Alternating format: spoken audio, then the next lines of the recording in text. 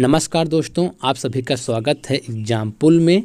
दोस्तों आज का जो हमारा टॉपिक है एमपी टेट एग्ज़ाम 2023। दोस्तों आज है 7 मई और 7 मई सेकेंड शिफ्ट का पेपर सफलतापूर्वक संपन्न हो चुका है। तो उसमें किस प्रकार के प्रश्न पूछे गए हैं आइए देखते हैं। तो यदि आप हमारे चैनल पर पहली बार आए हैं तो आप हमारे चैनल सब्सक्राइब कर दीजिए, लाइक कर दीजिए, बेल आइकन को प्रेस कर दीजिए, क्योंकि हम आपके इस तरह क्वेश्चन लाते रहेंगे। तो ठीक दोस्तों, चलते हैं टॉपिक तरफ। हम पहला क्वेश्चन देखिए जो पूछा गया है, हथियार डाल देना मुहावरे का सही अर्थ बताइए। तो हथियार डाल देना मुहावरे का सही अर्थ क्या है? हार मान लेना, इसका यही सही आंसर है। और देखिए जो अगला प्रश्न पूछा गया है, कलम किस प्रकार का शब्द है? तो कलम किस प्रकार का शब्द है? कलम जो है रूढ़ शब्द है, ठीक है। और देखिए रूढ़ शब्द किसे कहते हैं? रूढ़ शब्द उनको कहते हैं जो शब्द के योग से नहीं बनते हैं और शब्द का विखंडन नहीं किया जा सकता है, उन्हें क्या कहते हैं? उन्हें रूढ़ शब्द कहते हैं। मतलब कि ऐसे शब्द जो शब्दों के योग से नहीं बनते हैं और उन शब्द का विखंडन नहीं किया जा सकता, उन्हें क्या कहते हैं? उन्हें रूढ़ शब्द कहते हैं। जैसे देखिए कुछ एग्जाम्पल है, कुर्सी है, फूल है, आम है, कान है, हाथ है, ये सब क्या है? सब रूढ़ शब्द हैं, इनका हम जो विखंडन नहीं कर सकते हैं। अगला क्वेश्चन देखिए जो पूछा गया है, हाय फूल सी कोमल बच्ची हुई राख की थी ढेरी में कौन सा अलंकार है? में कौन सा अलंकार है? में जो है उपमा अलंकार है। और देखिए जो उपमा अलंकार है इसकी परिभाषा देख लीजिए, जहाँ एक वस्तु या व्यक्ति की तुलना किसी अन्य वस्तु या व्यक्ति से की जाए वहाँ उपमा अलंकार होता है। और इसका कुछ एग्जाम्पल देख लीजिए, पीपल पात सरिस मन डोला, एक इसका है उपमा अलंकार का उदाहरण है। और चंद्र सा मुख, ये भी जो है उपमा अलंकार का उदाहरण है।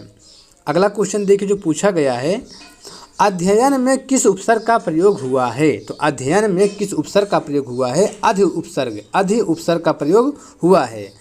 देखिए अधिकार में जो है अधि उपसर्ग का प्रयोग हुआ है, अध्यक्ष में भी अधि उपसर्ग का प्रयोग हुआ है और अध्यात्म में भी अधि उपसर्ग का प्रयोग हुआ है। अगला क्वेश्चन देखिए जो पर्यायवाची से पूछा गया है, कालिंदी किसका पर्यायवाची है? कालिंदी किसका पर्यायवाची है? यमुना का पर्यायवाची है। कालिंदी जो है यमुना का पर्यायवाची है। और देखिए यमुना का पर्यायवाची क्या क्या होता है, कृष्णा है, सूर्यसुता, अर्कजा, रवितनया, काल गंगा और सूर्य तनया, ये सब क्या है? ये सब जो है यमुना के पर्यायवाची हैं। और देखिए जो अगला प्रश्न पूछा गया है, हीरा किस प्रकार का शब्द है? तो हीरा किस प्रकार का शब्द है? हीरा जो है पुल्लिंग शब्द है। हीरा किस प्रकार का शब्द है? हीरा जो है पुल्लिंग शब्द है। और देखिए जो पुल्लिंग शब्द हैं, सोना, तांबा, हीरा, मोती, पुखराज, मणिक, ये सब क्या है? ये सब पुल्लिंग शब्द हैं। लेकिन देखिए एक चांदी है, चांदी क्या है? चांदी एक स्त्रीलिंग शब्द है। और देखिए जो अगला प्रश्न पूछा गया है, भवन में कौन सी संधि है? भवन में कौन संधि है? तो भवन में कौन संधि है? भवन में अयादि संधि है। अब जो भवन है इसका आप संधि विच्छेद करेंगे, क्या होगा? भोधन अन होगा।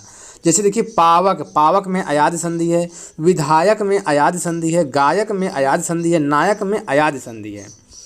अगला क्वेश्चन देखिए जो जीके से पूछा गया है, पेरियार नेशनल पार्क किस पर्वत श्रृंखला में है? तो जो पेरियार नेशनल पार्क है किस पर्वत श्रृंखला में स्थित है? पश्चिमी घाट पर्वत श्रृंखला में स्थित है। और पेरियार नेशनल पार्क किस राज्य में स्थित है? केरल राज्य में स्थित है। देखिए इसको वर्ष 1982 ईस्वी में नेशनल पार्क का दर्जा दिया गया था। जो पेरियार नेशनल पार्क है इसको जो नेशनल पार्क का दर्जा 1982 में से नेशनल पार्क का दर्जा दिया गया था। यह उद्यान एक बाघ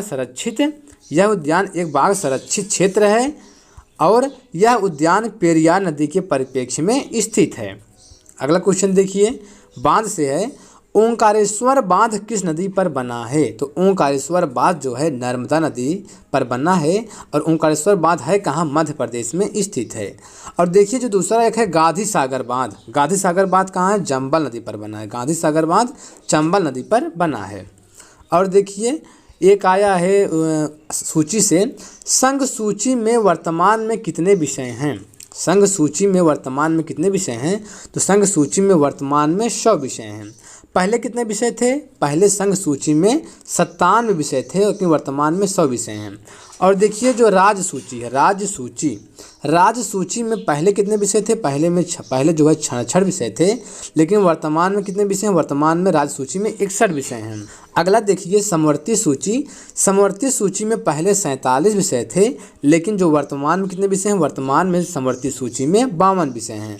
तो सूचियाँ कितनी होती हैं, सूचियाँ 3 होती हैं, संघ सूची, राज्य सूची, समवर्ती सूची। और सूचियों का उल्लेख किस अनुसूची में किया गया है, तो जो सूचियों का उल्लेख है 7वीं अनुसूची में किया गया है। और देखिए जो अगला प्रश्न है, खजुराहो के स्मारक को विश्व धरोहर सूची में कब शामिल किया गया था। तो कब शामिल किया गया था, 1986 में शामिल किया गया था खजुराहो के स्मारक को विश्व धरोहर की सूची में। और देखिए कि हम्पी का स्मारक कहाँ है, कर्नाटक में। हम्पी का जो स्मारक है कर्नाटक में है, इसको भी 1986 में जो है विश्व धरोहर सूची में शामिल किया गया था। और देखिए और कौन है, फतेहपुर सीकरी है, यह कहाँ है, उत्तर प्रदेश में है। इसको भी 1986 में जो है यूनेस्को की विश्व धरोहर सूची में शामिल किया गया था। और एक आपका है बुद्ध स्मारक कहाँ है, मध्य प्रदेश में है। इसको जो है यूनेस्को की विश्व धरोहर सूची में 1989 में शामिल किया गया था। और देखिए जो अगला प्रश्न है, धार के किले का निर्माण किसने कराया था। तो धार के किले का निर्माण किसने कराया था, मोहम्मद तुगलक ने कराया था धार के किले का निर्माण।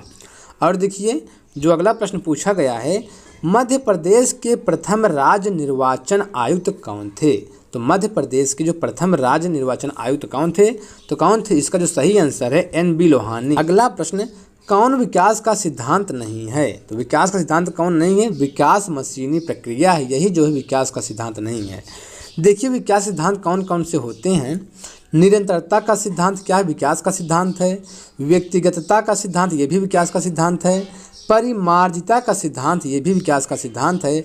और वर्तुलाकार प्रगति का सिद्धांत, ये भी क्या है, विकास का सिद्धांत है। और अगला देखिए समान प्रतिमान का सिद्धांत, ये भी क्या है, विकास का सिद्धांत है। अगला क्वेश्चन देखिए जो पूछा गया है, ब्लूम के शैक्षिक उद्देश्यों के वर्गीकरण में निम्न में से कौन ज्ञान क्षेत्र नहीं है। मतलब कह रहा है कि ब्लूम के शैक्षिक उद्देश्यों के वर्गीकरण में निम्न में से कौन ज्ञान का क्षेत्र नहीं है, कौन ज्ञान क्षेत्र नहीं है। कौन सा है, प्रतिक्रियात्मक जो है ये ब्लूम के ज्ञान के क्षेत्र के अंतर्गत नहीं आता है। और देखिए जो ब्लूम के जो शैक्षिक उद्देश्यों को 3 भागों में वर्गीकृत किया गया है। जो ब्लूम के जो शैक्षिक उद्देश्य हैं इनका 3 भागों में वर्गीकृत किया गया है। तो कौन कौन सा है देख लेते हैं हम। एक आपका है भावात्मक क्षेत्र है, एक है ज्ञानात्मक क्षेत्र, एक है भावात्मक क्षेत्र और एक है मनोगत्यात्मक। यही 3 क्षेत्र हैं, ज्ञानात्मक क्षेत्र, भावात्मक क्षेत्र, मनोगत्यात्मक क्षेत्र। यही ब्लूम के 3 क्षेत्रों में वर्गीकृत किया गया है। अगला क्वेश्चन देखिए जीन पियाजे से है, जीन पियाजे के किस अवस्था में बालक में अपसारी चिंतन पाया जाता है। तो किस अवस्था में पाया जाता है, अमूर्त संक्रियात्मक अवस्था में जो है अपसारी चिंतन पाया जाता है। और देखिए जो बालक में अपसारी चिंतन पाया जाता है इससे क्या होता है, अमूर्त संक्रियात्मक अवस्था में बालक समस्या का समाधान करने लगता है। बालक जो है समस्या का समाधान करने लगता है किस अवस्था में, अमूर्त संक्रियात्मक अवस्था में। कार्य कारण को समझ जाता है किस अवस्था में, अमूर्त संक्रियात्मक अवस्था में।